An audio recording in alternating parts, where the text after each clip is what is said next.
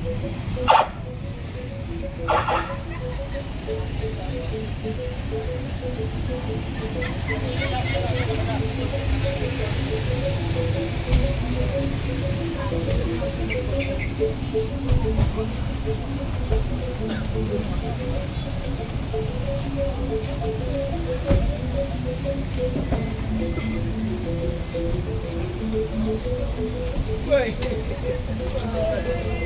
selamat datang.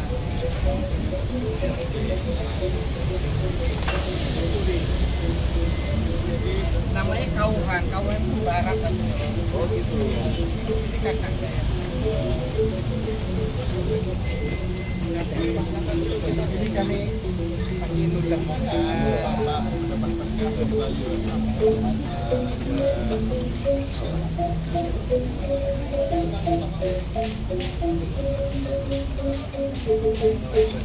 Mas Budi juga dengan terima kasih.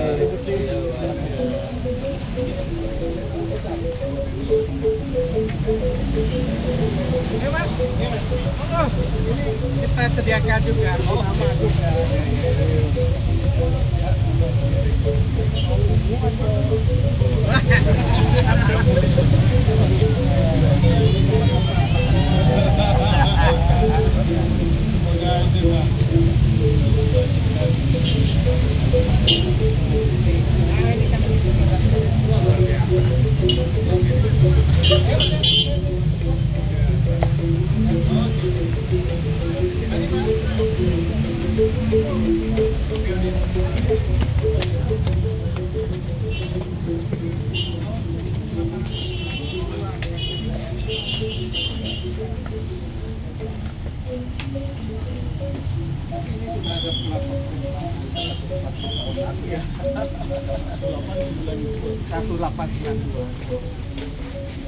Tapi memang ini daerahnya ramai, kalau pakai sini Inas ya, benar. Di Robi itu ada ada. Makanya kalau ke atas dulu zaman pandemi dari sini aja. Oh gitu. Karena itu suasananya. Iya ya. Yang beli di mana? Di Bali. Wah. Kakak aja yang di sini. Kalau yang lain biasanya kalau sudah rumah yang tangga bikin rumah dulu. Ini sebagai rumah pokok tua. Bukan itu kan?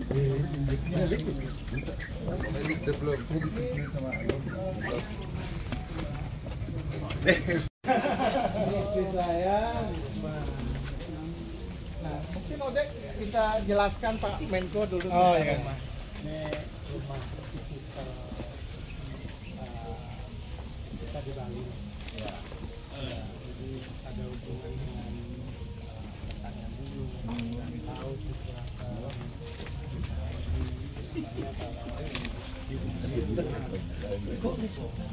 Cepet bener, ngebut. Di sana sama seperti utara dan timur laut karena dulu langsung tempat. Ini pari-pari nih Pak Menko. Jadi untuk rumah ini adalah rumah untuk manusia.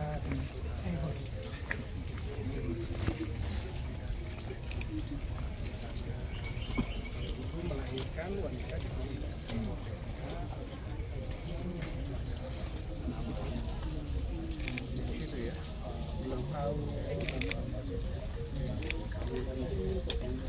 Sampai meninggal.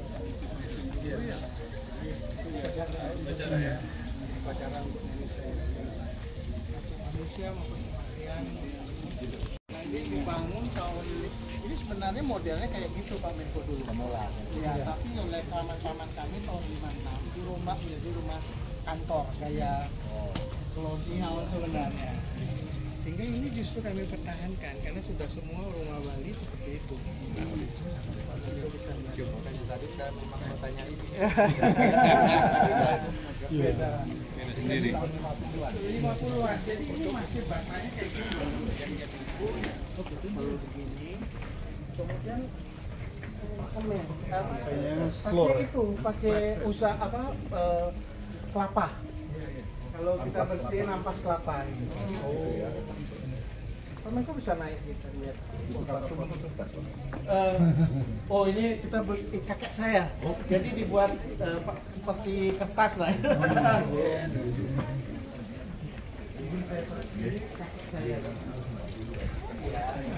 Tidak. Kakek saya itu beliau seorang jaksa dan seorang penulis. Duduk ini tahun jelasin. Oh iya. Ini usia dia ini sudah lebih sepuh. Sebenarnya ini SIM, Pak. SIM waktu zaman dulu beliau harus buat SIM zaman Belanda. Nyetir. Lapasnya usia berapa?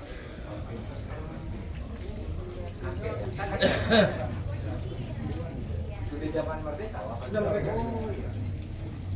Ini foto ketika zaman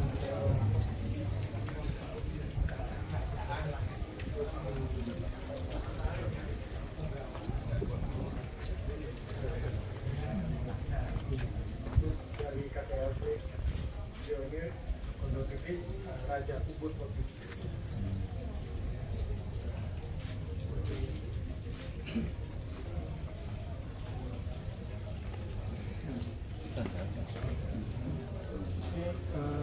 Pakai alang-alang deh. Kalau di Bali itu begitu ya. Mengendalikan diri ya. apa namanya?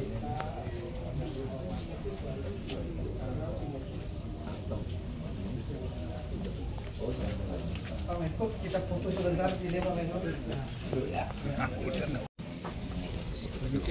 kondisi. Oke, boleh lihat sini Pak. Untuk 1, 2, 30. Oke lagi. 1, 2.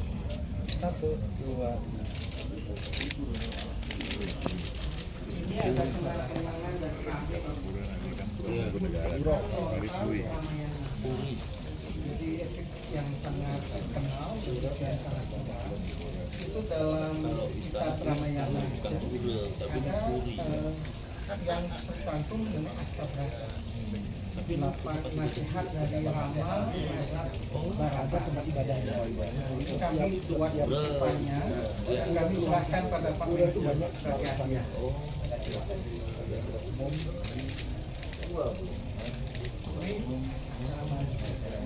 Prof, lihat sini Prof.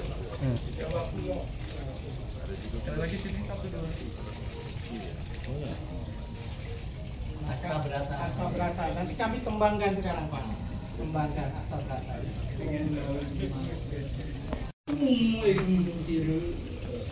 Sang Prabu Tunggal Siru Makmu Prabu Wasangkirati Sang Yang Indra Yamu Surya Chandra Kilu Wira Baruni Agung Nahan Wang Kusuran Makan Sang Bupak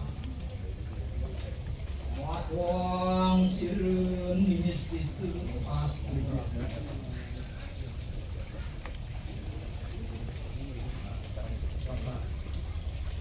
artinya itu ini karya riset dari peristiwa ini bagian dari Alifah nasihat Rama kepada Yudhistira yang akan membuatnya menjadi raja atas kejadian hancur.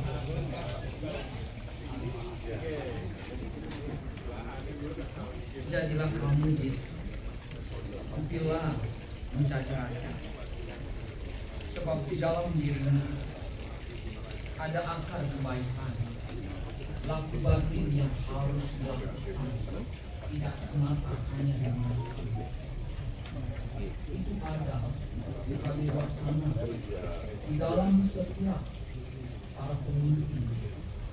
Dia tidak hanya memikirkan nasib kepantasan dirinya, sesungguhnya dia harus meniru cahaya laku batinnya. Pertama, dia yang bernama Sang Tuhan Jika engkau menjadi pemimpin, jangan meminta sesuatu, tetapi bersikaplah sebagai pemimpin, dermawan pada siapa. Kemudian ingat Sang Yang ada dalam dirimu. Jika engkau menjadi pemimpin, jangan pernah ragu untuk mematukan ketakutan keadilan, mematukan ketakutan dari kebenaran. Jangan pernah melihat silih asih pada siapapun yang melakukan kesalahan.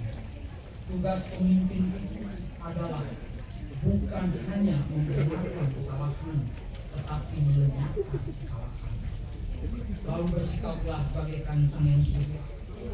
Perilaku surya, matahari, dia itu sebenarnya sangat perlahan, mengisap air perlahan, berjalan di langit perlahan.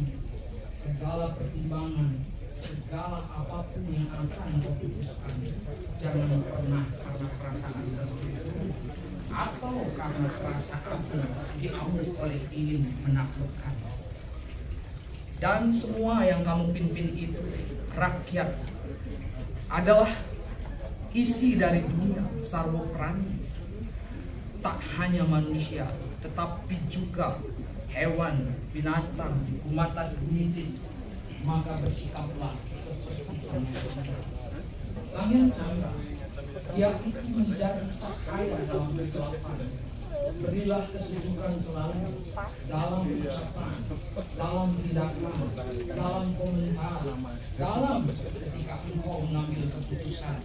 Bahkan jika pun harus berperang, sampaikan dengan bahasa yang tidak membuat rakyat pun menjadi tinggal. Lalu engkau juga harus menjadi angin. Menjadi angin Sang Yang baik ini milik Anda. Selidikilah seluruh hati rakyatmu, tetapi jangan kamu bungkam suaranya. Angin itu selalu mengunjungi setiap pelosok, setiap sudut, setiap lubang pori. Bersikaplah seperti itu seorang pemimpin. Kuera, Sang Yang Kuera ini adalah ini. Dia selalu tidak memiliki pembatasan hatinya. Kemudian barulah dia harus siap seorang pemimpin itu tidak hanya menampung suara-suara pujian dan kebaikan, tetapi seperti sikap samudra, tidak semua sungai membawa airnya dengan jernih ke samudra. Maka seorang pemimpin seharusnya menjadi penampung dari segala isi dunia. Agni, maka ini yang paling berat bagimu. Jika engkau ingin memimpin sebuah negara, bersikaplah sebagai Agni sarwa bangsa. Apa yang tidak dibakar oleh api, dia tidak akan mengenal jabatan, dia tidak akan mengenal kekuatan dari kayu, dia tidak akan mengenal asal dan usulnya. Agni akan menghabiskan segala yang perlu diselesaikan. Nahan wal sirat amakun aslang patira matang sirah ninis asbrak. Jadi kalau ada satu kesalahan dilakukan oleh rakyat, sama dilakukan oleh seorang pemimpin, maka hukumnya, wasananya yang harus ditanggung oleh seorang pemimpin sifatnya seribu dan ditanggung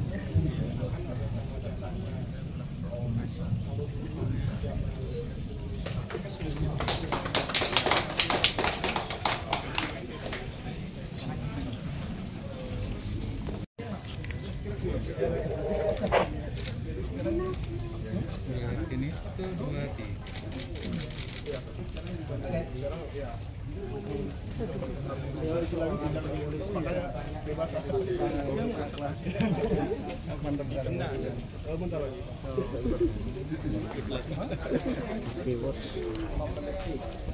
Siap.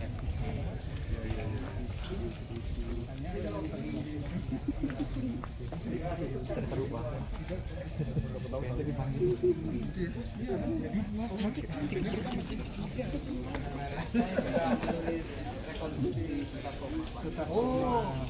Lebih mudah membacanya daripada baca Cok, terima kasih. Terima kasih. Prof, anaknya Beliari yang nomor 1. Nomor 1. Ayo, ayo. Apa sini? Di mana? Di UNAS. Benar ya. Mari. Mari. 1, 2, 3. Lihat sini kamu. 1, 2, 3. Sini dong. Lagi, Ju. Satu lagi. 1, 2, 3. Oke. Kapan datang ke sini, Bu? Kemarin. Ditinggal-tinggal terus sama Beliari kan. Ayo, boleh, Pak. Ayo, langsung. Jadi kami mau tunjukkan termasuk konservasi lokal yang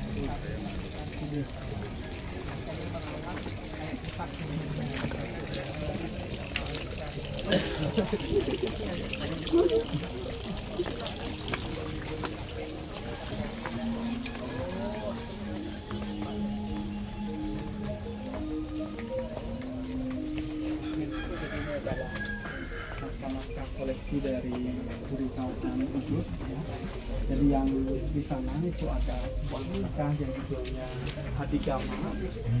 Itu merupakan salah satu hukum ya dan juga sistem tata negara dan politik yang sempat diterapkan pada masa pemerintahan Majapahit, terutama ketika Hayam Wuruk yang bertahta.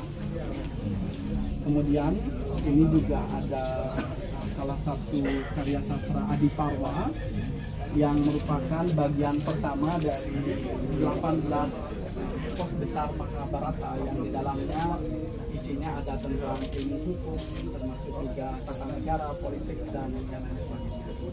Kalau ini ada Kakawin Ramayana, ya, bagian dari Astagatanya. Oh, asli ditulis tangan. Nanti kita lihat cara menulisnya. Ya. Kalau ini adalah Kakawin Baratayuda, Pak Menko. Jadi isinya tentang bagaimana taktik politik ketika para Pandawa berusaha menegakkan kebenaran atas kezaliman yang dilakukan oleh Korawa.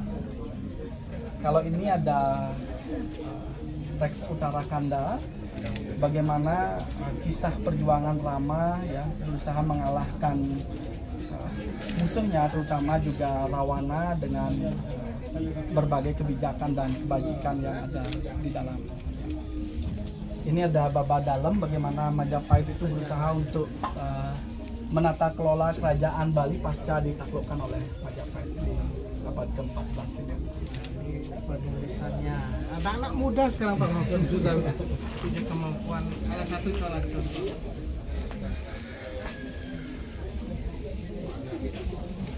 Ini pakai alat khusus Pak.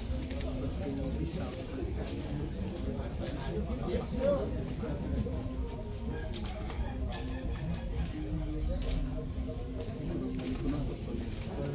Aksara Bali.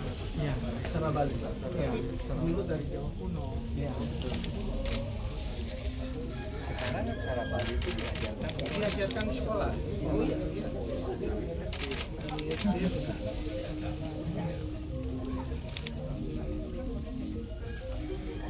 Tradisi menulis lontar ini adalah bagian dari tradisi nyastra, intelektual dan spiritual yang terwaris di Bali yang sebelumnya dari Jawa. Ini salah satunya ya.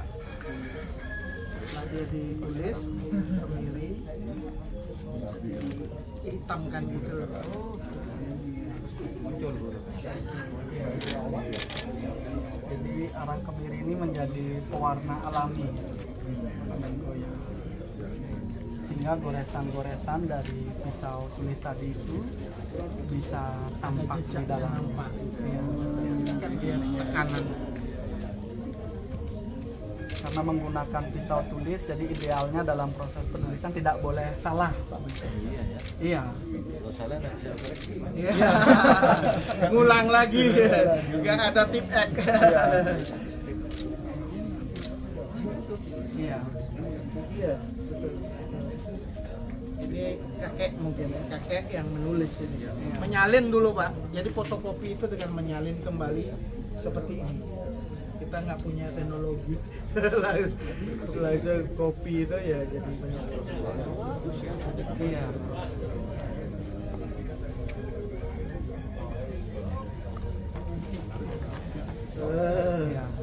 Itu yang kami persembahkan tadi. Ya lontar itu tulisannya. Iya. Iya. Bisa mirip gini artinya bisa konsisten. Iya, itu kita jago.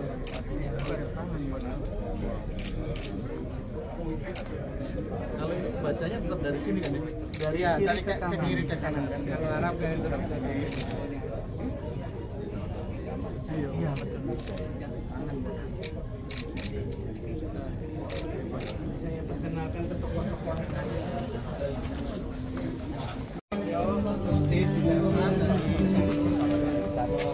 Selamat siang Bapak Maupun MD beserta rombongan. Selamat siang para sponsor semuanya. Selamat datang di Puri Kauman. Lagu persembahan dari saya Trihita Karana untuk menandai pertemuan yang indah ini.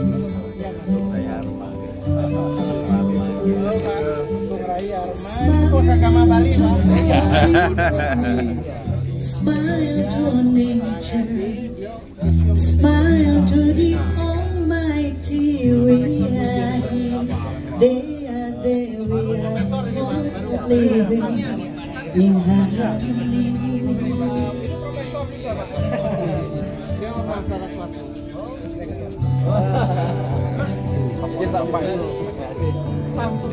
Kami yang ikut rombongan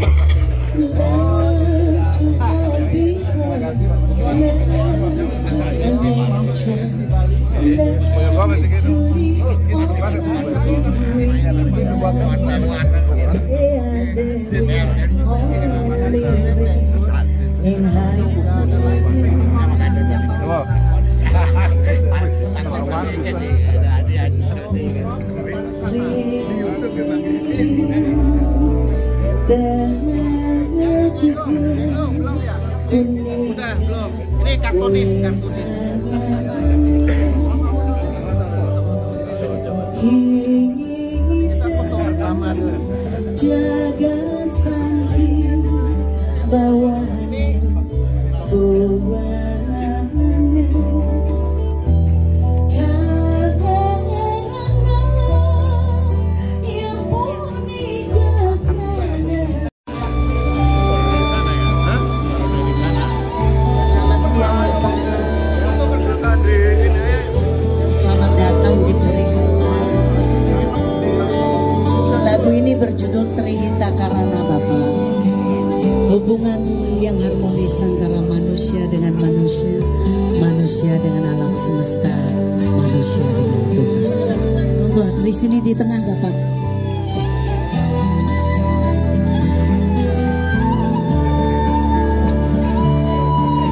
Smile to the divine, smile to nature, smile to the Almighty. We are here, they are there, we are all living in harmony. Trihita Karana in harmony. Trihita Karana in harmony.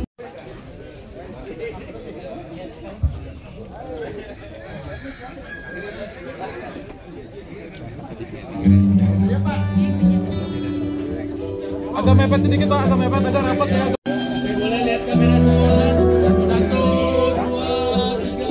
Sekali lagi.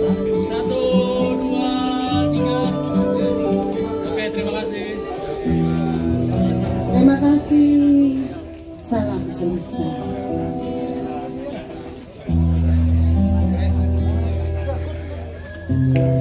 Foto deh. Ada foto yang mau siapin Pak.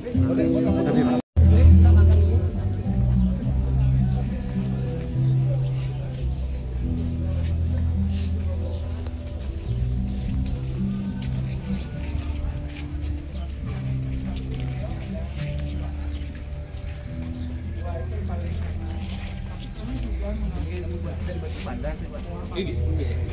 Ini ada Siwa dan kemudian di bawahnya ada Wisnu dan Bedawang gitu, dan ada diikat oleh naga, Basuki dan Antaboga. Itu yang mengikat. Paling bawah itu empas Bedawang, itu dasar dunia yang diikat terus oleh dua naga ini. Kalau gerak dikit gempa. Gitu. Simbol Kepercayaan orang mitosnya itu karena bergerak ini jadi gempa gitu. Nah, ini pemujaan terhadap Tuhan, Brahman gitu, dan simbolnya Acintya, tidak terpikirkan. Padma itu Ratai, sana itu tempat duduk. Jadi tempat duduk. Jadi itu simbolnya adalah Tuhan itu tempat duduknya dibuat seperti itu. Visualisasi. Nah, di dalam rumah setiap orang Bali itu ada kebulan kemimitan itu jadi ya, jadi ada tengah itu yang dulu, untuk kanan leluhur kami ini satu Ya keluarga ada family tempelnya ada kemimitan kebulan dan ada taksu. Taksu itu profesi. Apapun profesinya ada upaya untuk memohon supaya dia dapat penguatan. Apakah dalang, pemerintahan, taksu. Tapi sama. Setiap orang Bali ada taksu. Ya maksudnya bentuknya setiap beda-beda. profesi, Apapun profesi. apapun, tapi bentuknya sama. Iya, bentuknya sama, pemujaannya. Nah, Nah, Ini kan kayu gitu ya. iya. kan ini saya lihat bersih terus. Itu bersihkannya gimana nih? Itu maintenance-nya memang Jadi Bapak Menteri kalau sempat mampir Pak ini sudah jadi Pak Jokowi. Jadi caranya memang maintenance-nya kita rawat, Pak. Termasuk Kalau ini pakai semprotan. tapi memang juga ada Tapi dimakan dimakan apa ini yang kemarin lepas gitu. Karena dia pasti tidak ada utuh, dia tempel, Pak. Nempel, jadi tidak ada syarat. Ini usia berapa beli? Ini baru 2008. Jadinya kakeknya Bung Ari adalah jaksanya. Kakek saya. Beliau jadi raja. Jadi ukiran-ukirannya terbaik. Semua pulau termasuk beliau termasuk ada ceritanya. Ini cerita tentang lingga, bahwa Tuhan itu tidak bebas ke atas ke bawah. Ada yang upaya untuk menyamai di mana batasnya itu tidak mampu. Dia coba naik ke atas jadi Garuda, dia kan tidak sampai juga. Kemudian sampai ke bawah, dia coba ke bawah ini tidak ketemu batasnya. Itu simbol bahwa tidak terbatas. Ilmu pengetahuan juga tidak terbatas. Nah, kalau ini Semararate cerita tentang perkawinan percintaan dari Lanang Kuruse dan Kuruse dan Adam dan Hawa. Adam Hawa. Nah, kalau ini Sutatoma, Pak. Dan ini memang satu karya yang luar biasa. Sutatoma itu kan ada Bhinneka Tunggal Ika. Cerita tentang keikhlasan, ketulusan, pengorbanan, compassion. Biasanya Madilih kan di dalam yang lain.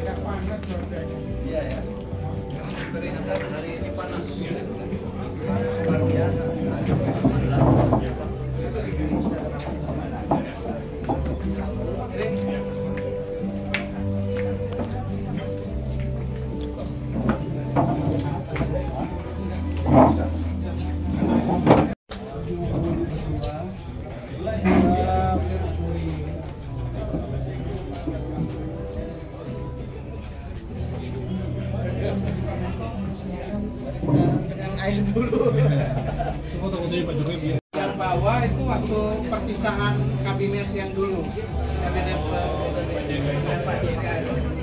Apa jadi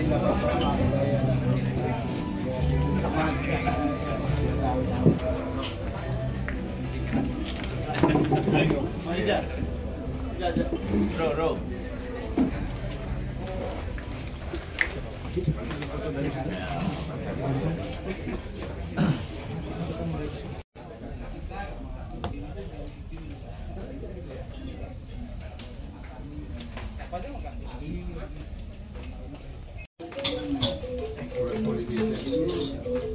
Macam ada kembang ya. Orang-orang asing mengambil sesuatu kita mendapat itulah yang pertama menjadi makmur yang tidak ada duanya di dunia.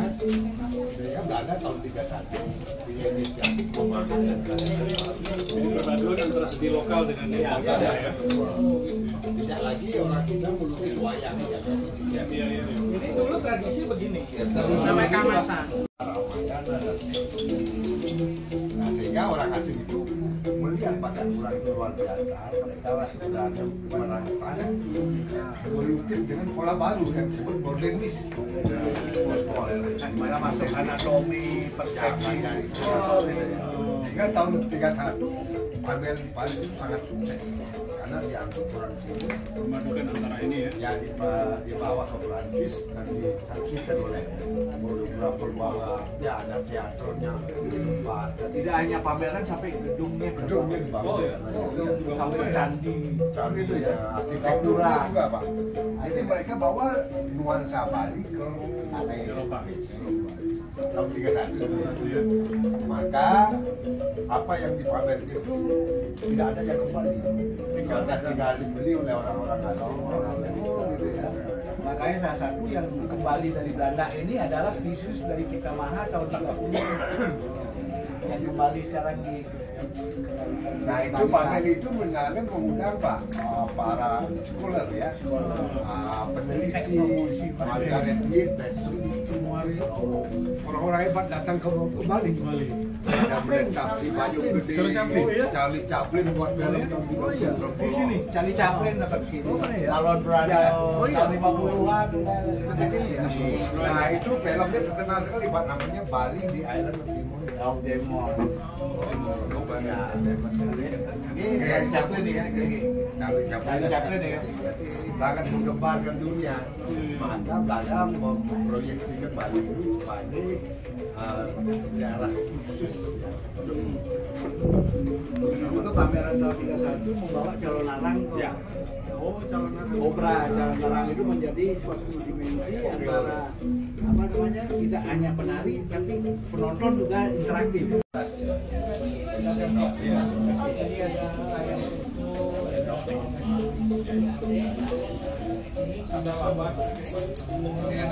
Pakai tangan.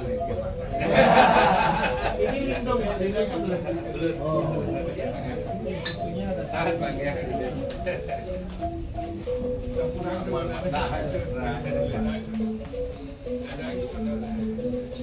Selamat makan. Kan di sini kena anunya, apa namanya, ucapannya Gus Dur itu Pak Menteri.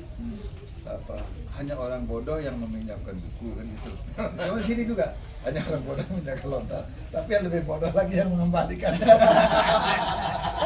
Harus ini kayaknya di sini kena begitu deh. Kenapa hilang ya Jumnya? Dulu orang pinjam dan pinjam. Jadi kakek atau paman dulu kan Paman yang tidak. Iya. Kalau rame saya susah juga di jalannya masuk. Iya, kalau untuk ngobrol diskusi enak sekali. Ingin?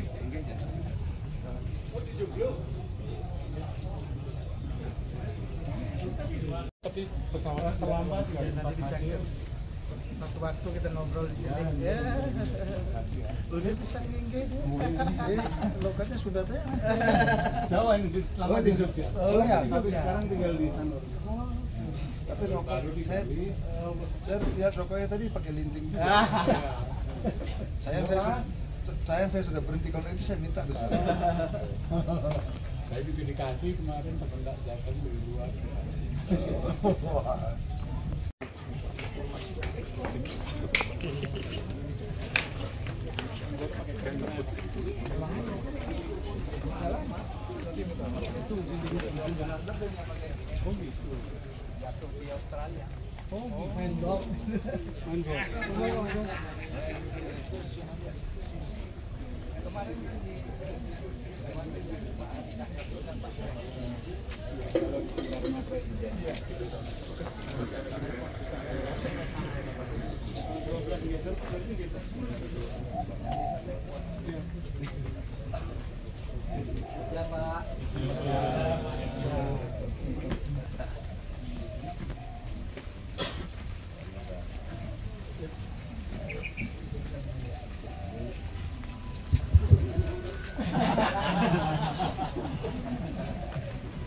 Om Swastiastu.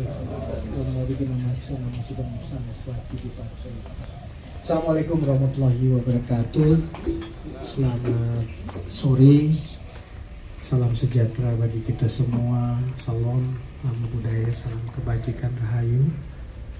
Pak Menko yang saya hormati, para staf khusus dan Bapak Deputi Kemenko Polkam yang hadir pada sore hari ini. Pertama-tama tentu kami mengucapkan terima kasih atas kehadiran Pak Menko beserta rombongan di Puri Kawan Ubud. Ini adalah warisan budaya Bali, salah satu puri di Ubud yang kita sebut sebagai Puri Kawan. Kauh itu artinya barat, jadi ada lokasi kami itu ada di sebelah barat, sedangkan Puri Agung Ubud ada di sentral. Selain Puri Kawan ada Puri Kerodan, ada Puri Kaleran, dan berbagai puri yang lain. Kami sangat bergembira sekali Pak Menko bisa berkunjung ke Puri Kawan Ubud sehingga bisa mengetahui apa yang menjadi fokus dari kehadiran puri di Bali. Jadi peran puri di Bali ini sekarang sudah mengalami perubahan. Kalau dulu puri adalah tempat bagi pusat kekuasaan, tetapi sekarang puri sudah berkembang menjadi pusat kebudayaan dan juga pelayanan sosial bagi masyarakat. Sehingga keberadaan puri itu dengan cara yang baru ini mudah-mudahan tetap lestari dan bisa menjadi bagian dari upaya untuk memberikan solusi bagi masyarakat. Pada hari ini kami juga mengundang semeton ya, saudara-saudara budayawan, seniman, pengungsi puri, para rektor untuk berbincang-bincang, dalam istilah kami ini bersimekrame gitu Pak, dengan Pak Menko. Di sini hadir, kalau tadi Pak Menko mungkin kenalkan lagi deh Dewa Palguna karena sudah lama sekali jadi sahabat kita. Gus D Siddhartha yang dari Gede Santrian Sanur, beliau penggerak dari Yayasan Pembangunan Sanur. Sebelah beliau ada Cokoda Putra Sekuati, yaitu pengisi Puri Agung Ubud, tokoh pariwisata juga. Dan baru kemarin ayah beliau mendapatkan gelar bintang Parama Budaya. Bersama saya juga Jason.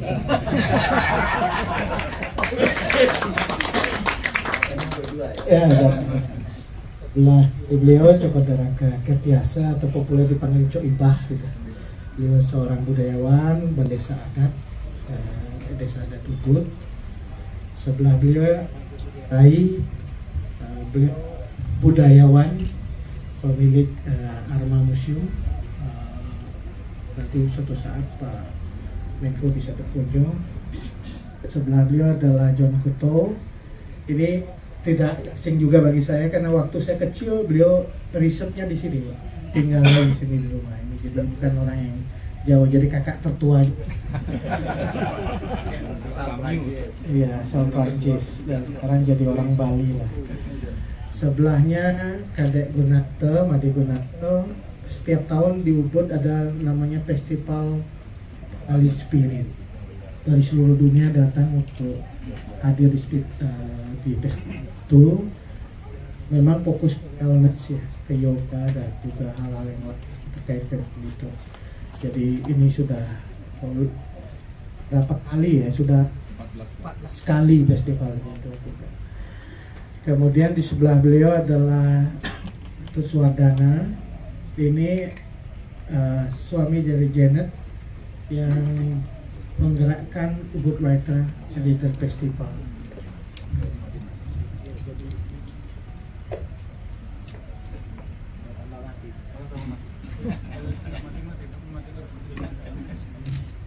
Yes.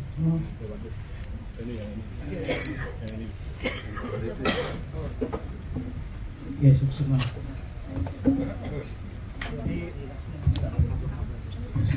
Beliau bergerak juga dalam berbagai literasi, dan juga sebelahnya adalah Ketua Kagama Bali. Wajib di Kagama. Jadi pokoknya kalau Ketua Dewan Pakar datang ya harus datang lah Ketua Kagama Bali.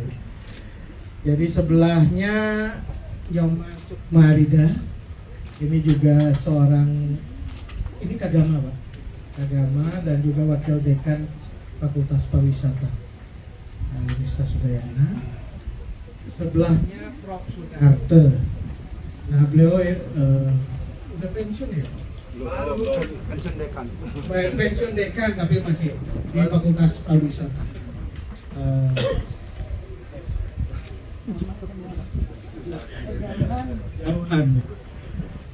Nah ini satu lagi Cinggu Karamata, tulis yang Rob katanya. Diserahkan sekarang atau nanti? Nanti. Kesimpulannya.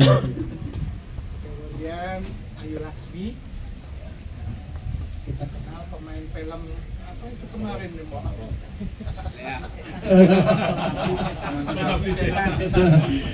Tapi sudah lama sekali beliau bergelut di dunia seni suara dan juga berbagai macam lah. Jangan lupa sarjana hukum. Mahasiswanya doang Pak Gubernur. 86 ya? 86. Jadi saya udah ngajar tapi belum. Dapat anak.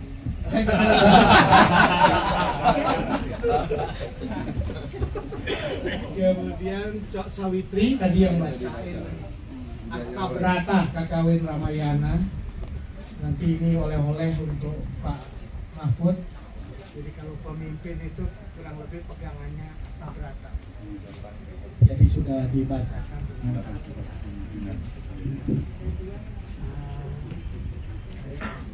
Pak Heri mau gaya deh.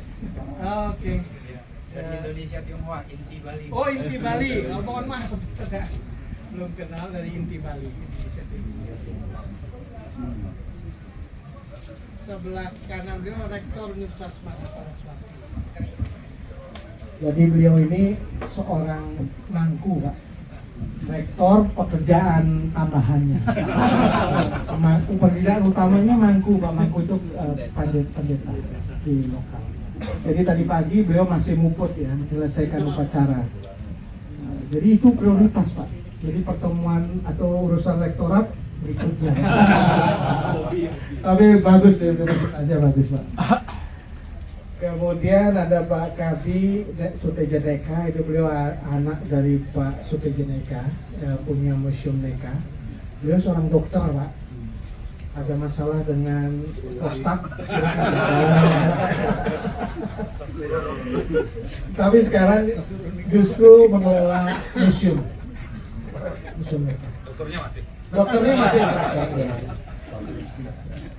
Kemudian kanan beliau itu Pak Kun Adnyana, rektor ISI. Sekarang masih ada Denpasar Pak, mau jadi ISI Bali, jadi mau berubah. Karena diprotes terus sama Pak Koster, kenapa ISI Denpasar, ini milik Bali gitu. Jadi kalau Pak Menko perlu apa tarian inovasi dan lain-lain mengenai seni yang perlu dieksplorasi lagi di Jakarta, silakan Pak dari Madura Bali bisa Pak. Kemudian sebelah beliau adalah Ketua Sekolah Tinggi Agama Hindu Empu Kuturan. Ini mau meningkat status menjadi institut. Tapi Pak Menko punya PR, Pak. Nanti di Jakarta colek Gus Menteri Gus Menpan, Pak. Kalau Gus Men udah selesai, Menpan RB, Pak. Supaya cepat naik institut itu, Pak. Dari Sekolah Tinggi Agama Hindu jadi kemarin November ini ya kemarin. Jadi di zaman Pak Jokowi ini baru kita punya Universitas Hindu pertama negeri, UAN. Kemudian institut naik 2 institut, Pak. Institut Gede Pujo Mataram sama Institut Palangkaraya. Ini sekolah tinggi zaman Pak Jokowi, Pak. Sekolah Tinggi Agama Hindu yang pertama negeri ya, Kuturan Singaraja, sekarang mau naik jadi institut. Nah, kami punya satu PR lagi, Sekolah Tinggi Agama Hindu Klaten yang mau dinegerikan. Jadi mudah-mudahan kita bisa segera di era Pak Jokowi ini sudah ada Sekolah Tinggi Agama Hindu negeri di Klaten. Kemudian berikutnya Rektor Universitas Pendidikan Ganesha Undiksa Singaraja.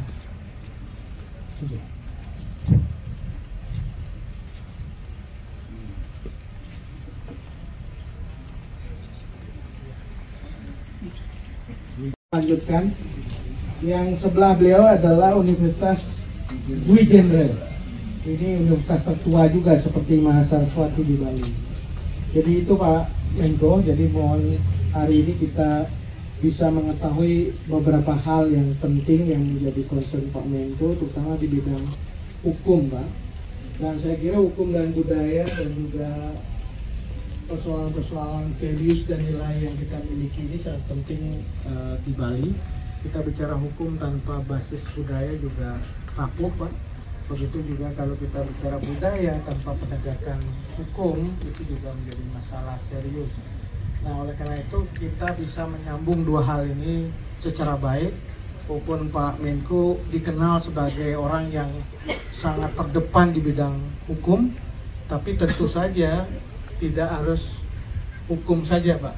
Harus bisa juga memperhatikan hal-hal yang penting di dalam budaya, terutama kaitannya dengan nilai. Tadi berbagai aspek nilai sudah kita sampaikan kepada Pak Menko, terutama melalui kekawin itu. Mungkin ke depan kita harapkan Indonesia ini tidak hanya menjadi negara yang terdepan dalam ekonomi, tetapi juga menjadi negara yang punya kemampuan yang kuat di dalam proses menjadi negara hukum, negara konstitusional, dan di sisi lain juga mempunyai kepribadian dalam hal kebudayaan. Jadi 3 hal itu merupakan fondasi dasar yang sangat penting, dan mungkin pada hari ini Pak Menko bisa berinteraksi dengan teman-teman untuk bisa menyampaikan beberapa pemikiran, dan teman-teman juga sebaliknya bisa menyampaikan sesuatu pada Pak Menko. Itu sebagai pengantar, saya persilakan.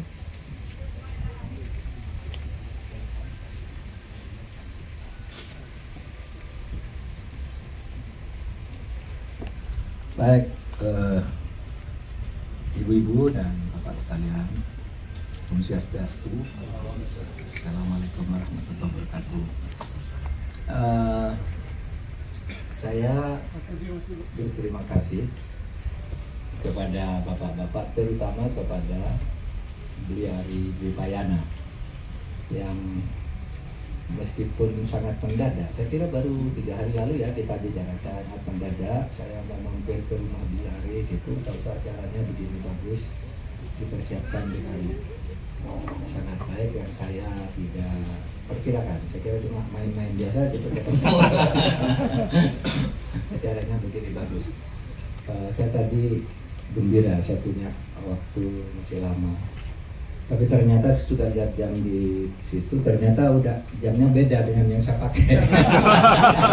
Sini jam 2 sih, yang di koran itu, yang di HP jam 3. Jadi waktu saya pendek karena jam 18 ya sudah harus boarding jam 18, sehingga saya tidak lama. Tapi sekali lagi saya mengucapkan terima kasih kepada Bliari. Saya sejak muda dalam arti sejak baru menikah gitu tahun kira-kira tahun 84, 85 gitu. Saya menikah tahun 82, tapi 84, 85 sudah biasa suka nyopir gitu. Juga mobil. Saya hampir tiap tahun ke Bali karena sangat menyenangkan Bali ini, dan dua hal yang sangat saya suka. Pertama, ketika habis bom Bali itu saya merasa sedih. Ketika keliling Bali sepi banget, dan biasanya ramai, seperti ada di alam gaib gitu ya. Gimana ini kok Bali kehilangan ini. Yang kedua, saya setiap ke Bali sebenarnya lihat rumah puri kayak gini nih, udah lama ingin masuk. Apa itu isinya? Nggak pernah bisa masuk. Artinya nggak pernah masuk gitu ya. Apa ya isinya? Lihatnya dari luar. Nah, hari ini saya bersyukur masuk ke sini. Ternyata mengandung kekayaan budaya bangsa yang luar biasa.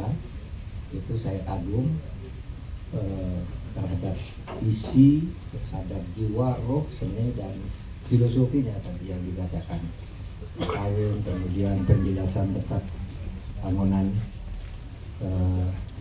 dan makna masing-masing bangunan, dan diakhiri dengan makan yang enak, lezat gitu. Sehingga saya tadi diingatkan tuh lihat dan karena kekenyangan Pak, kancingnya lepas. Karena makannya kekenyangan, Pak, kancingnya itu lepas, dipasang dulu. Baik, jadi begini, terpikir oleh saya hari ini ketika suatu saat Gus Mustafa Bisri, Gus Mus itu mengatakan kepada saya, Pak Mahfud, pendekatan pemerintahan dan pembangunan di Indonesia ini sekarang sudah harus digeser. Kepanglimaan politik sudah selesai. Bahwa politik adalah panglima itu zaman Bung Karno. Ternyata kemudian menimbulkan perpecahan. Kepanglimaan ekonomi tidak berhasil juga. Pak Harto menjadikan pembangunan ekonomi sebagai panglima. Lalu tidak ada demokrasi politik. Kalau Bung Karno mungkin terlalu liberal melawan keras. Tapi zaman Pak Harto tidak ada demokrasi. Semuanya ekonomi, tapi fundamental ekonominya lemah. Sehingga Pak Harto ketika terkena Kismon tahun 97-98 tidak bisa memperbaiki, jatuh karena fundamental ekonominya lemah. Coba sekarang orang bicara tentang bagaimana di era reformasi ini panglima kita itu adalah hukum, bukan politik, bukan ekonomi, karena itu menyimpan bom yang membuat kita kadang-kala harus mulai dari nol lagi. Ini kata Gus Mus. Panglimanya sekarang digeser ke budaya. Jadi penegakan hukum yang berwawasan budaya. Nah, budaya itu apa? Budaya itu sesuatu yang pasti selalu baik, budaya itu. Karena katanya budaya itu kan definisi sederhananya hasil daya cipta, rasa dan karsa manusia. Semua itu bersumber dari kebaikan, keluhuran nurani, melahirkan budaya. Jadi oleh sebab itu, kalau tidak baik pasti bukan budaya. Dulu Bung Hatta pernah mengatakan budaya bangsa Indonesia ini budaya korupsi. Karena Bung Hatta waktu itu tahun 74 marah kan, tahun 66 pemerintahan ganti katanya menghapus korupsi makin banyak, sehingga Bung Hatta mengatakan sulit dong menghapus korupsi, itu sudah budaya bangsa kita gitu. Memang bangsa korup gitu.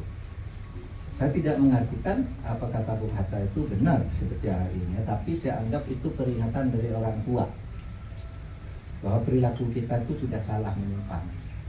Karena kalau budaya itu pasti baik, kalau korupsi itu bukan budaya, itu kejahatan. Oleh sebab itu korupsi itu harus disikat. harus diberantas secara sungguh-sungguh, karena itu bukan budaya. Nggak boleh kita mengaku bersetuju bahwa korupsi itu budaya bangsa. Nah, kalau saya melihatnya, kalau budaya itu yang indah dan sejuk, ya seperti ini yang kita ketemunya tadi, jalan-jalan, makan, ngobrol, ada nasihat dari Kakawin bagaimana cara pemimpin yang baik, apa lambang-lambang alam, pesan-pesan alam yang dimasukkan di dalam Kakawin itu, di dalam kepemimpinan Astabrata, bahwa angin itu bisa masuk kemana-mana, matahari itu konsisten meskipun berjalan pelan-pelan, tapi terus ke tujuan, dan setiap hari matahari itu yang muncul menepati janjinya untuk terbit, janjinya untuk tenggelam, dan apalagi api yang tidak pandang. Kalau membakar dia pandang kayu, besi, daun, apa kalau membakar bakar. Itu lambang keadilan, penegakan itu. Nah, pesan-pesan seperti itu sebenarnya dari yang saya pahami dari Gusmus itu, bagaimana menegakkan hukum, membangun negara dan konstitusi itu sekarang supaya yang dijadikan panglima itu budaya. Nah, saya setuju, karena budaya itu memuat kearifan.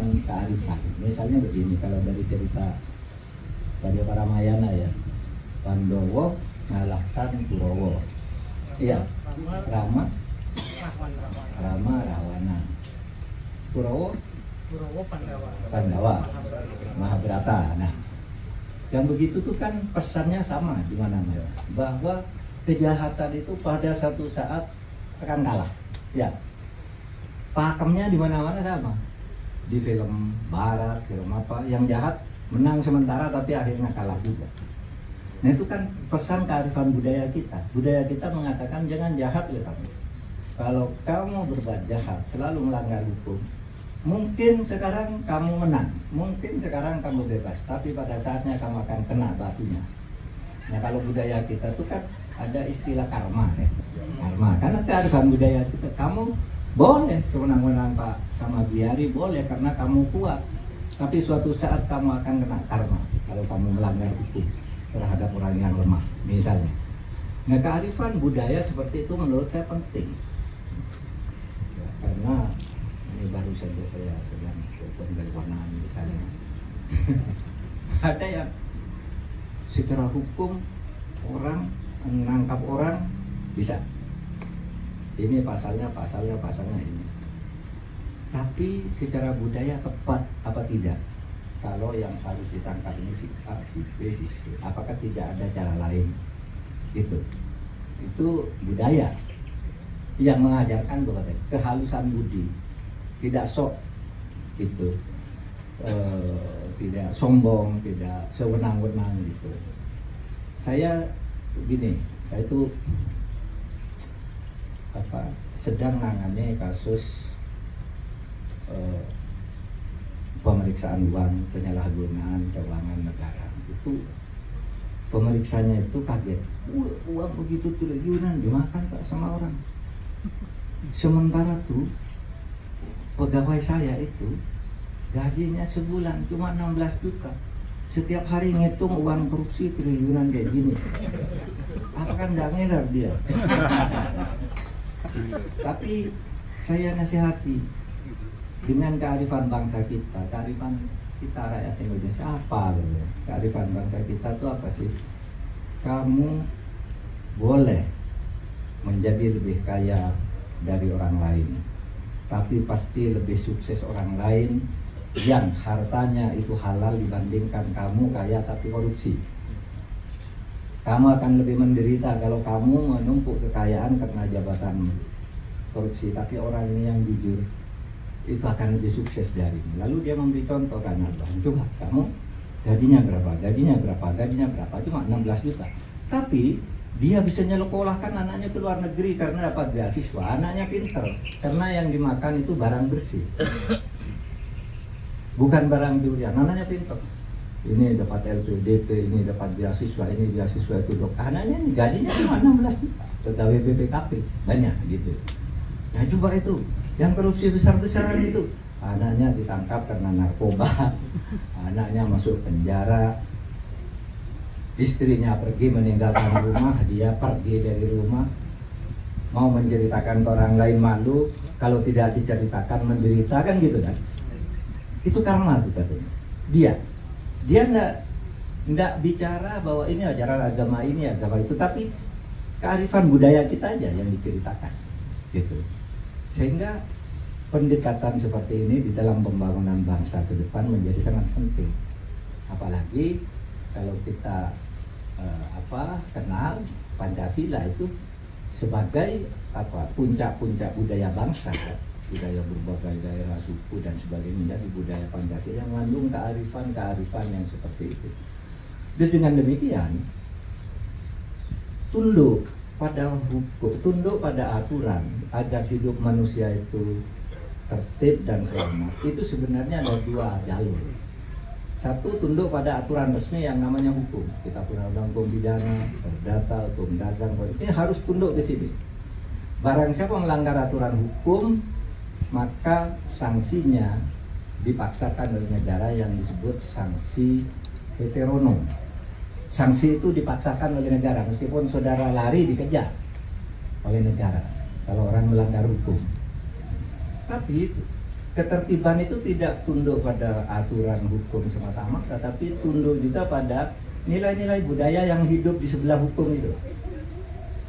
Sehingga kalau suatu bangsa hanya takut pada hukum, itu formalitas, dan hukum itu bisa diputar-putar, bisa dimanipulasi dengan mudah. Tapi kalau ini yang di sebelahnya ini, norma yang non hukum ini, ada agama, ada budaya, kesopanan, kesusilaan, itu bersumber dari hati nurani yang bersih. Sehingga saya selalu mengatakan, kalau Anda taat pada hukum, jangan takut pada aturan dong. Itu gampang dimanipulasi, gampang Anda beli. Anda punya kena aturan ini, beli aja ke polisi, tolong dong diganti pasalnya sekian, pasal sekian gitu. Tolong dong buktinya dibuang satu. Tolong dong saksinya bilang nggak ketemu. Tolong sudah musnah dokumennya gitu. Udah nggak bisa disediakan, Anda bayar. Tapi kalau hati nurani Anda ini yang bersumber dari kearifan budaya itu, maka Anda itu akan hidup nyaman, negara dan masyarakat tertib. Ya seperti gambaran kita di tempat ini, di tempat ini kan terasa nyaman, terasa sejuk gitu. Tidak ada rasa tegang. Karena apa? Di sini suasana kebersamaan yang kita bangun. Suasana hati, bukan akal-akalan mencari akal untuk nipu yang lain. Kan sekarang nipu gampang loh, Pak. Nipu orang itu melalui hukum apa gitu gampang sekali. Saya sering cerita gini, ada misalnya nih di tanah gini punyanya Pak Beliari, keluarga Beliari. Terus di sana tanahnya orang. Pak Beliari ingin punya tanah itu, tapi punya orang. Kalau Beliari mau menipu, itu ada pengacara sekarang yang suka bikinkan hukum. Caranya gimana? Buatkan itu sertifikat tanah bahwa itu miliknya Pak Beliari, meskipun orang sudah punya. Nanti suruh gugat ke pengadilan, diadu ke pengadilan, hakimnya dibayar, tanah menang ini, itu diusir. Itu yang banyak sekarang. Ini banyak benar ini. Ini bukan karangan saya. Yang saya tangani ini sekarang. Orang punya tanah, nggak pernah menjual. Tiba-tiba orang lain punya, pengembang. Ketika ini lapor, ini yang diusir, kamu nyerobot tanahnya orang katanya. Padahal dia tanahnya yang diambil. Masuk penjara, tanahnya hilang. Ini yang banyak sekarang. Saya katakan kalau Anda tunduk pada hukum, ya bisa buat kayak gitu. Saya juga bisa. Kalau mau buat aturan-aturan hukum kayak gitu.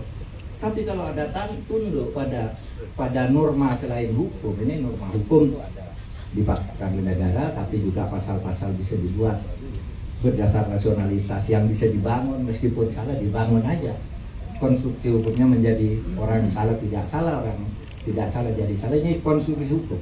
Tapi kalau kita tunduk pada kearifan budaya sebagai norma, kesopanan, kesusilaan, kemudian ada di atasnya itu agama, itu maka ketentraman kita akan lebih terjamin. Sehingga saya merasa sangat takjub dan kagum gitu ketika para pendiri negara itu, iya ya ini negara kita tuh bagus itu, orang negara ini dibangun tidak berdasar agama, tetapi disemangati oleh ajaran-ajaran agama sehingga menjadi ketuhanan yang Maha Esa gitu.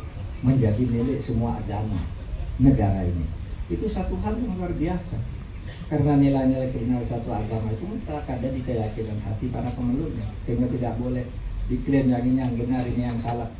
Benar semua menurut penganutnya masing-masing, tapi kita ketemu di satu garis yang sama, mempertemukan kesamaan yang terletak pada masing-masing agama itu. Disitulah yang disebut apa, visi bersama, visi bangsa, tujuan bangsa yang di sini. Kalau tujuan perorangannya ada di sini, ada di puak-puak, di orang-orang pribadi itu, lalu dilindungi oleh satu hukum bersama yang kemudian menjadi hukum bersama.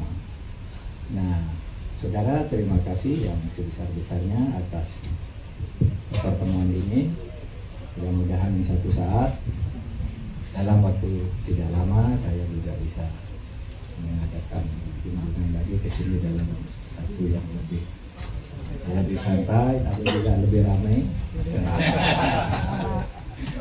Mudah-mudahan. Saya kembalikan, Pak. Terima kasih, Pak. Terima kasih, Pak Menko. Saya senang sekali hari ini Menko Polhukam, Profesor Hukum bicara soal budaya. Panglima. Karena jangan-jangan masalah hukum kita itu problemnya ada di budaya. Jadi karena tidak selesai dengan budaya hukum, kita belum bisa mampu bisa menegakkan hukum dengan baik karena budaya hukum kita belum terbangun. Soal kearifan lokal ini menjadi sangat penting untuk kita angkat kembali karena banyak hal yang muncul dari inspirasi dari Adi Gama tadi, salah satu lontar yang penting sekali dalam penegakan hukum di masa lalu zaman Majapahit, tapi koleksinya ada Pak. Nah tentu teman-teman yang hadir Bapak Ibu sekalian, ini banyak orang budaya, tapi jangan-jangan juga masalah hukumnya juga banyak atau menganggap ada banyak masalah yang kita miliki dalam bidang hukum. Mohon 1-2 kesempatan bagi teman-teman. Boleh. Okay. Bukan bertanya atau menyampaikan sesuatu. Ya, Gogia Tegal ini orang hukum, tetapi kayaknya mau ngomong budaya. Siapa lagi? Pak Di Jenderal, dan Pak Ketiasa. Kita mulai dari kanan dulu, Pak Rektor, silakan. Om Swastiastu. Assalamualaikum warahmatullahi wabarakatuh. Yang sangat saya hormati Pak Menko, saya tadi mendengar persoalan hukum, yang hukum formal, kemudian budaya. Saya orang pertanian, jadi tidak pernah belajar hukum. Tetapi saya sangat senang kalau menonton di televisi persoalan-persoalan hukum di pengadilan. Paling senang gitu. Karena yang saya lihat itu ada hakim, ada jaksa, ada pengacara. Mereka itu sarjana hukum semua, Pak Menko. Tetapi terhadap satu objek, mereka memiliki pandangan yang berbeda semua itu. Apakah tadi yang diceritakan oleh Pak Menko ini? Semua bisa dikonstruksi seperti itu. Nah, kemudian yang kedua, apakah memungkinkan persoalan hukum yang sudah masuk di ranah pengadilan itu diselesaikan melalui pendekatan budaya? Apakah boleh atau memang sudah strict ini nggak boleh karena pasal-pasal sudah jelas ada? Apakah seperti itu? Sekian, terima kasih. Om Santi. Terima kasih Pak Rektor, lanjut. Terima kasih yang mulia Pak Menko beserta jajaran Ketua Hari, Ketua Rumah. Terima kasih atas undangannya. Sebenarnya dari dulu waktu pertemuan dulu saya sempat menjadi ketua pengurus wilayah Notaris Bali dan itu saya juga sempat beberapa kali pertemuan dengan Prof. Ingin rasa menyampaikan banyak hal. Tapi sekarang tidak banyak, tapi mewakili beberapa kalangan teman-teman termasuk pengusaha tentang beberapa hal. Yang pertama pasti adalah kemudahan berinvestasi.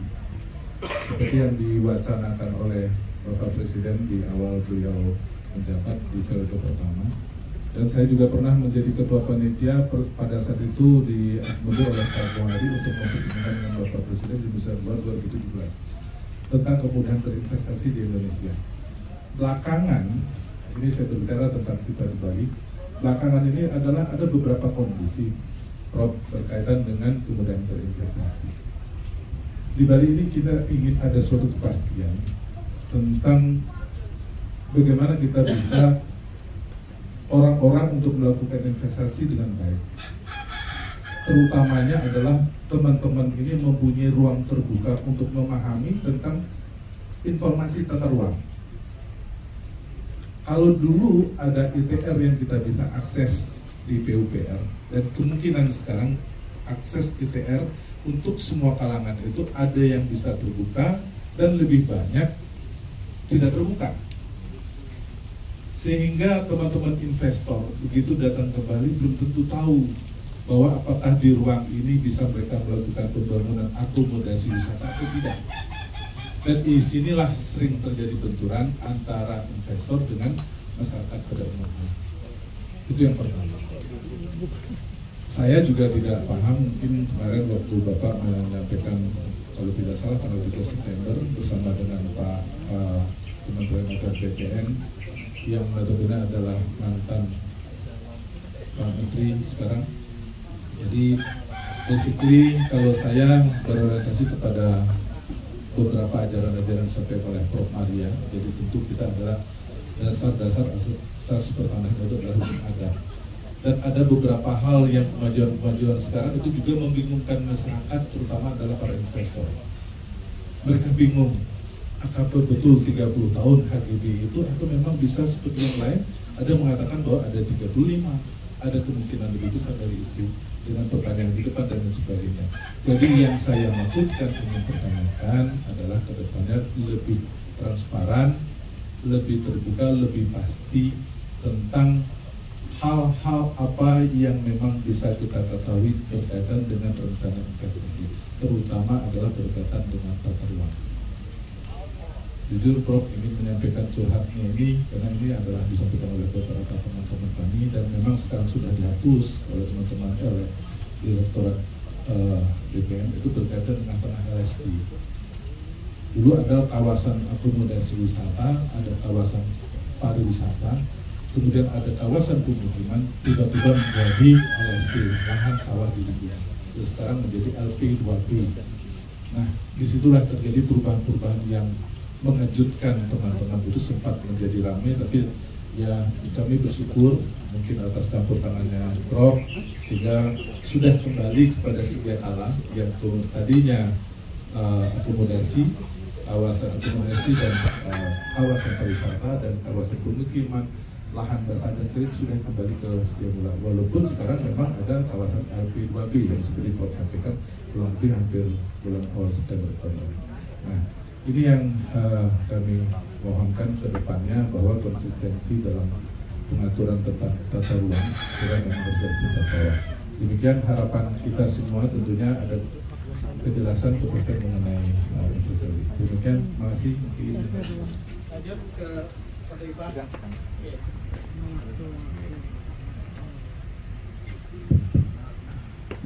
Iya, yang terhormat Pak Menko yang kami melihat. Jadi saya kebetulan pendeta adat di Ubud, Pak Menko. Jadi secara historis kita di Bali sebelum transisi ke Republik banyak tanah-tanah di Bali yang kita sebut tanah ayah desa. Ada tanah ayah desa, ada tanah lapo, burung, termasuk buronya, termasuk merajanya, tempat-tempat seperti itu pada saatnya memang bebas dari pajak.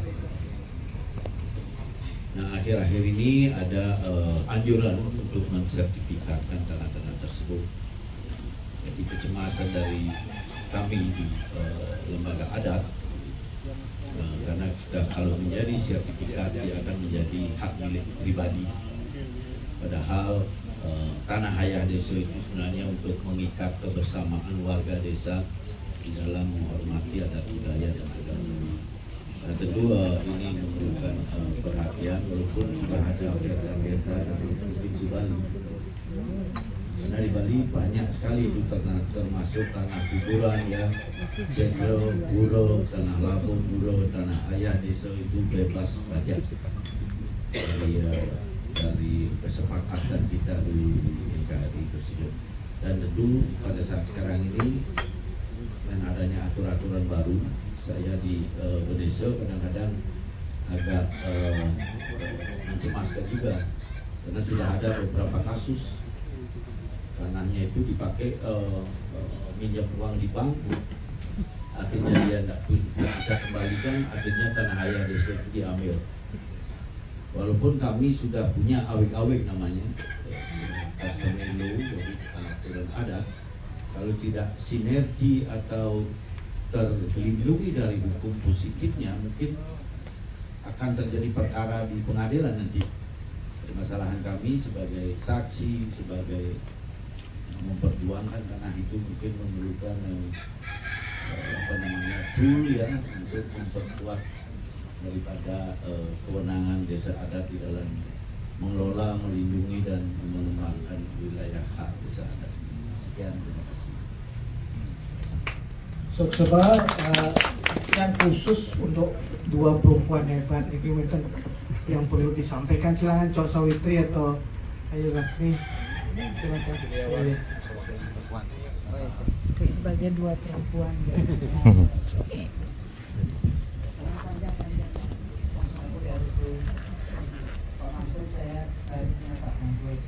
Saya juga mengikuti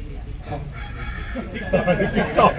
Karena saya ingin budaya muda dari dulu, dari itu selalu digadang-gadang Pak Mahfud. Saya curhat aja deh meniru gaya Pak Mahfud. Kali wisata budaya, daerah apa? Daerah jalur hijau dan sebagainya. Kalau sekarang dia cepat ya, nanti ada ketinggalan pesawat. Sekarang ini wellness tourism. Sebentar lagi quantum tourism. Persoalan turis ini, tourism Bali itu sekarang sudah menuju seperti Indonesia. Tourism kill tourism. Sudah. Meskipun kerabat saya hampir semuanya hidup kaya, bergaya dengan uang turis, tapi mereka tidak pernah memikirkan bahwa semua seni budaya Bali inilah yang memiliki turisme Indonesia yang mandar. Satu-satunya bisnis di dunia yang saya tahu di Bali ini mandar sekali orang pariwisata ini. Dia jual upacara kami, dia jual segala macam, nggak pernah bayar lagi, tapi dia ngaku bisnis. Dan setelah itu pengembangannya sampai kemudian merangsur ketika wellness tourism ini dan nanti akan quantum tourism. Seperti tadi kan sudah sebutin sama agama masa investasi di Bali ini. Yang paling lucu adalah ketika tourism ini saking tidak merasa, dia harus terus dijaga. Mencet saja itu bisa mengganggu turis. Itu harus dijaga dia, harus dijaga sikapnya Pak. Sampai orang Bali itu nggak tahu berkahnya itu turis. Iya, berkahnya itu turis. Jadi kalau tadi saya baca Samyang Bali, sekarang itu para pemimpin Bali itu sangat turis. Saya hanya punya satu usul Bapak, tolong disampaikan kepada Bapak Sandiaga Uno. Please stop kebijakan menjadikan pura-pura tempat-tempat suci sebagai tujuan destinasi pariwisata. Terus yang kedua, stop mengeksploitasi semua upacara-upacara atas nama pengembangan dinas pariwisata dengan menyamakan itu sebagai festival. Saya menyaksikan itu di Tenganan di beberapa desa karena saya berisik. Terus yang ketiga, lebih baik uang pariwisata di dinas pariwisata itu diberikan kepada kampus-kampus ini untuk meriset kearifan daripada misalnya persoalan lain itu dampak dari pariwisata itu adalah eksploitasi mata air, kemudian itu masuk ke ranah religiusnya kami. Jadi itu saya hanya ingin berharap itu yang paling cepat untuk dari sekarang. Nah itu sama sekali tidak akan merugikan sebenarnya dari kebijakan teman-teman di pariwisata yang lain. Tetapi dari pihak Departemen Pariwisata dalam hal ini, saya berharap sekali untuk intervensi kepada merchandise hotel, karena sebenarnya 0,5% milik orang Bali ide. Nah, segitu aja Pak Mahfud supaya jangan berkelanjutan.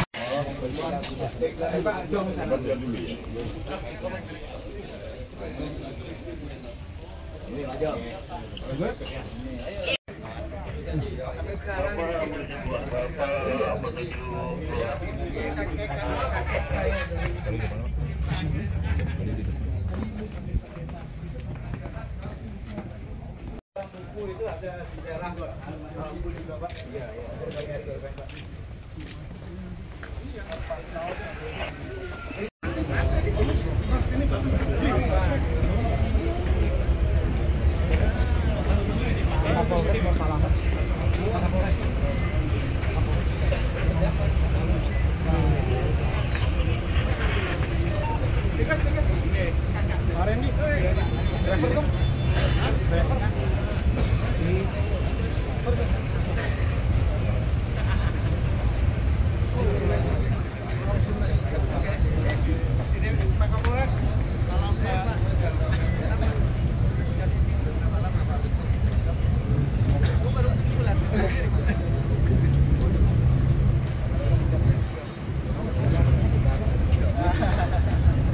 Kapolsek Ubud nih Pak yang nggak tahu Ubud. Nah, ini kami ngandalin dia. Gap, Pak Biza.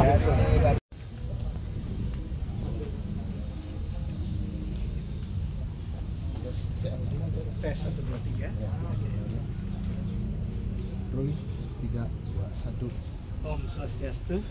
Hari ini hari istimewa karena keluarga besar Purkawan Ubud kedatangan tamu terhormat Bapak Menko Polhukam Republik Indonesia Profesor Dr. Mahfud MD. Beliau berkunjung ke Purkawan Ubud dan tentu disambut dengan hangat oleh keluarga Puri. Kami tadi mengenalkan mengenai sejarah Purkawan Ubud, juga mengenalkan berbagai kasana warisan arsitektur Puri termasuk dan kami juga salah satunya juga menyampaikan ke beliau satu kutipan lontar dari Ramayana yang berisi nasihat Sri Rama kepada adiknya Bharata ketika akan memegang tahta kekuasaan, tahan dan kita sebut sebagai Astabrata. Dan nasihat ini luar biasa nilainya bagi kehidupan kita dan menjadi inspirasi bagi para pemimpin, tidak hanya pemimpin di Bali tetapi juga pemimpin di tingkat nasional. Dan kami menyerahkan kutipan Astabrata itu kepada Bapak Profesor Dr. Mahfud MD. Beliau sangat menyambut baik. Tadi juga sempat mendengarkan tembang nyanyian dari Astabrata itu yang dinyanyikan dilakukan Chok Samiri. Dan berikutnya kami juga mengenalkan kepada beliau kekayaan warisan lontar yang dimiliki oleh Purkawan Ubud. Salah satu lontar yang kami kenal kepada beliau adalah lontar Adigama, Ramayana, dan juga kitab-kitab kepemimpinan yang koleksi. Kami juga kepada beliau mengenalkan beberapa warisan sejarah terutama Merajang, bagaimana umat itu sangat mengapresiasi mati keberadaan ibu Merajang salah satu yang sangat penting. Dan di dalam Merajang itu ada berbagai pelinggih termasuk masalah pembicaraan terhadap urusannya Indonesia dan kemudian pada komunitas pada kawitan dan juga taksu juga sangat penting dalam bahasa. Setelah itu beliau kami ajak untuk makan siang, menikmati hidangan yang disajikan oleh keluarga Puri dengan memang khas dari Ubud, dan juga berikutnya kami ajak untuk berdialog bersilaturahmi dengan tokoh-tokoh budaya, tokoh-tokoh adat dan juga pendidikan di Bali, para dokter. Beliau sempat menyampaikan berbagai pandangan, terutama mengedepankan pendekatan budaya sebagai pendekatan penting di dalam pembangunan selain pendekatan ekonomi dan pendekatan hukum. Dan itulah sebabnya mengapa hari ini adalah hari yang sangat penting bagi Pak Mahfud dan juga teman-teman para budayawan dan seniman untuk mendialogkan antara titik temu antara hukum di satu sisi dan budaya, sehingga kita betul-betul menjadi